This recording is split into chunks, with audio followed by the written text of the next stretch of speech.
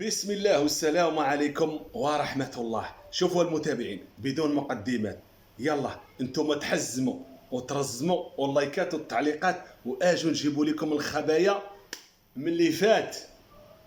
تخيلوا معايا خرجوا شي ناس كيقولوا بان الجاموسة خسرت اموال طائلة باش تجيب الحق لبنتها، وخسرت على بوكريشة ما يناهي شي 45 مليون باش تدخلوا للحبس وتاخذ منه حقها وحق بنتها. وتخيلوا معايا انتم دابا دخلت عليكم عبد الله وحلوا لي المنطق وهذا اللوجيك اللي ان هاد الناس كيتكلموا فيه.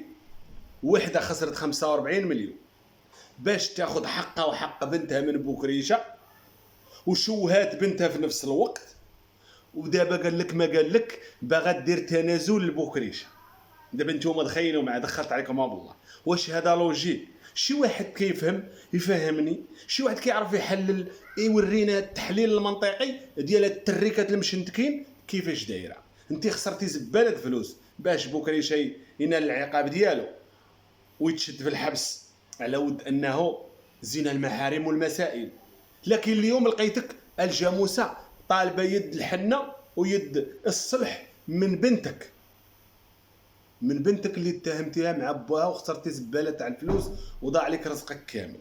فاليوم تقول لها انت ديري لي التنازل وانا ندير التنازل لباك ويا دار ما دخلك شر.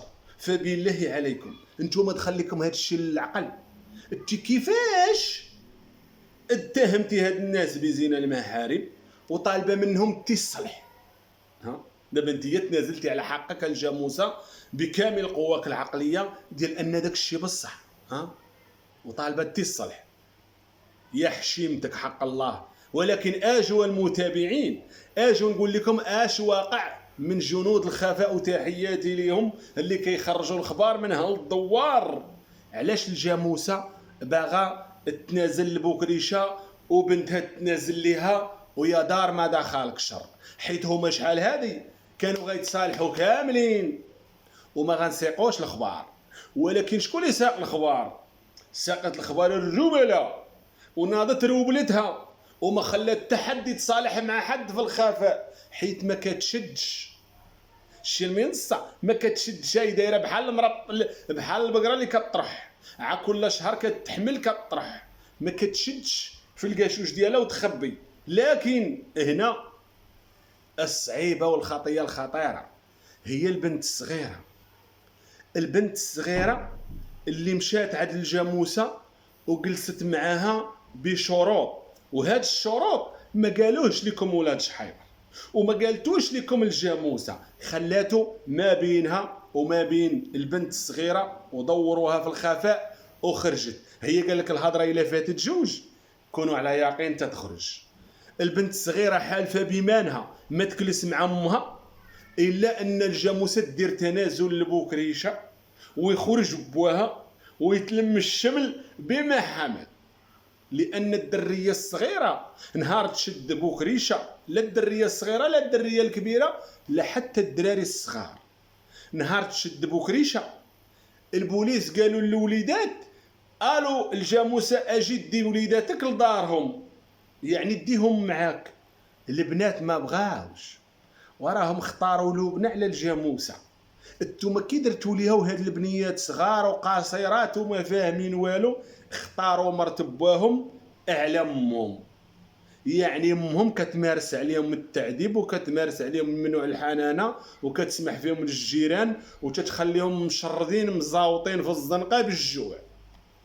حيت عمر شي بنيه باقا صغيره غيقول لها اشنو تختاري، تمشي عند امك ولا تمشي عند مرت باك؟ عاد تقول لهم امي.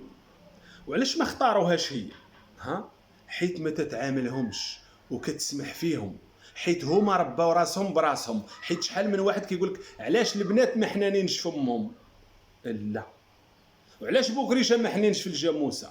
حيت ما كتعاملهمش، كتسمح فيهم بالنهار بالليله ونهار، وهي خارجه يا حضار قالك تدير الليله تذبح في الفراش. وسمعتوني؟ علاش الدراري الصغار نهار ان داك الوليد مسكين كان بغات امو يمشي معاها وما بغاش يمشي، كان يغوت الله اللي خلقه باش يبقى مع بوكريشه، حيت بوكريشه حنين على ولادو، ولو انه تعامله متسخ، انه تيخلي بناتو يبينهم لابسين حوايجهم وجالسين حداه، لكن قلبو حنين وكيتهلا فيهم وكيطيب ليهم. اما الام لا. لكن دابا الام راه ما بيهاش ان تجمع الشمل، الام بها ان ضاع عليها رزقها ومشات ليها ميمي بزاف وضاغطه عليها البنت الصغيره ان بواها من يخرج من الحبس ما يعاودش يرجع ليه بالتجار في البشر. سمعتوا؟ لكن دابا شنو اللي واقع خاصكم تفهموا. دابا الام باغا تجر الربيبه الكبيره باش انهم كونكوا يجروا بواهم من المعمعه دير ليه التنازل، والبنت دير لهذاك التنازل، والجاموسه تبقى داعيه لبنى بالتجار في البشر. نتوما تخيلوا معايا يا متابعين، وربي ربي لما خليوا لي داك الشيء في التعليقات. دابا بوكريشه، انا هاد العائله حق ربي ما فهمتها. دابا بوكريشه غيخرج من الحبس، هو الناموسه غتدخل ليه مرتو للحبس وغتخلي ديك البنيه زنوبه متشرده. كيفاش هاد بوكريشه غيعيش مع هاد العائله وهو مرتو مشات للحبس، بنيتو جالسه مشرده، وغيجلس معاكم عادي الربيبه وغيضحك معاكم عادي، يا دار ما دخلك شر؟ ها بالله عليكم، هل تمرقون؟ ها ثم من اين طينا؟ على الاقل على الاقل هذيك المراه اللي هي لبنى والله لصرفت فيكم خير كتير وجمعتكم من الزنقه، واكثريه الربيبه الكبيره كانت ما كتخليكش تديعي، حيت كون من تشد باك وما كاينش مرت باك فكنتي غديعي وغتشردي مره هنا مره لهي، وهذا الزين ما نسمح فيه، يعني كل مره وفين غاديه. وراه قالتها لك في واحد الفيديو، قالت لك الا نسيتي فكرك البنت اللي كتدخل مع الجوج الليل وشهر 11 وشهر 12 وشهر واحد، البنت اللي ما كتدخل حتى لاينا وقت. يعني هنا راه المال السايب كيعلم الشفره، والدار بلا حكام كتعلم الشحيق والنحيق وخرجان من الطريق. سمعتيني؟ هذا هو الواقع. قال لك البيت اللي ما فيهش صايع حقه ضايع. ايه واش عارفين ان البيت اللي ما فيهش شي واحد شادها من ودنها بحقه ضايع، اللي جاي يضربوا بالحجر، اللي دايز ينقوا على اللي في البيت. يعني هنا خاصكم نتوما كعائله شي راجل من الاخر، شي راجل لانه يكالي عليكم ويوقف في حلقكم عفوا. خليني نسرح القرجوطه. الى عقلتو تريكه الخناشي كان عندهم واحد الدري شويه نفسه حاره، بقاو عليه بالفعايل تهرب ما بقاش ظهر، حيت هما شي واحد الا كان فيه شويه نفيسه راه كان زعير شويه شعره كبير شويه، المهم ما عرفتوش شكون من تريكه الخناشيه. هرب مسكين غبر من الافعال اللي تيديروا تريكه الخناشي، تريكه الشيفور، من افعالهم راه كيتولد كيتسولد. هاد التريكه ما غتساليش، غنمشي وغيسالي بوكريشه غتولد لينا الربيبه. من غتولد لينا الربيبه غتبقى المطايفه هي والشهير، ولدي بنتي غتخرج عاوتاني ولدها حداها، ما غتساليش مسلسل سامحيني غيطول. واش فهمتوني؟ يعني هاد العائله كتاجر في راسها. تخيلوا معايا دابا الام طلبات السماحه من بنتها وقالت لها انا طالبه يد الصلح. خرجات البنت اش قالت؟ وسمعوا مزيان، انا ما سمعتش هاد الفيديو، انا ما غنتصالحش دابا، يعني غتاجر حتى بالصلح.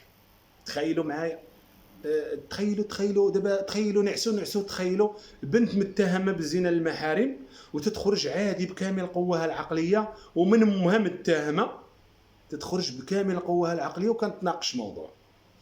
والله انا شخصيا هادشي كيثير الانتباه ديالي. يعني ما كاينش الانسان اللي عنده القلب، ما كاينش الانسان اللي عنده كما تنقولوا غير على نفسه.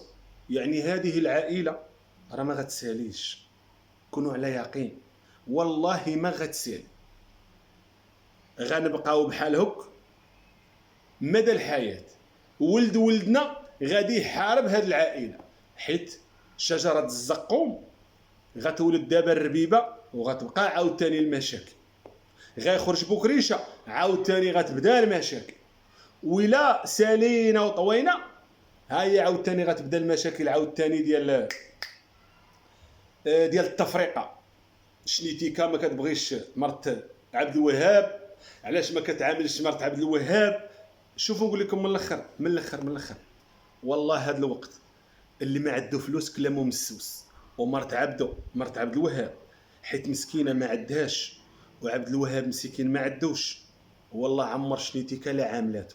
نجيكم من الاخر، عمر بنياته ما غيتعاملوا مزيان. الشيكو كان عنده ميمي حق ربي لا امه كره تجي تهزو هنا، عائلته كره ديما عبد الوهاب عبد الوهاب. علاش دابا هي كتشكر بوكريش؟